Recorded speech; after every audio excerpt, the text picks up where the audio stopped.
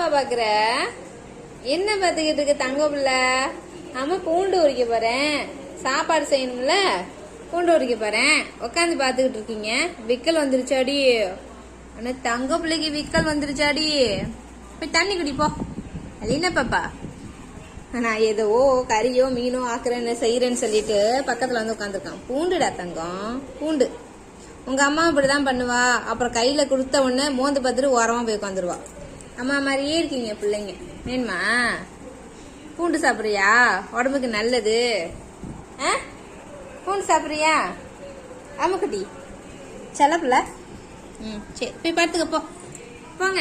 நகர மாட்டியா? அது என்ன பண்ணு? நகர மாட்டியா நீனு? அவன் போய் அங்க படுத்துட்டான். இங்க பாருங்க, அல்பா போய் படுத்துட்டான். இது மட்டும் கிறுன்னு பாத்துக்கிட்டு இருக்கு. கிறு பார்வையால் என்னை மயக்குறிய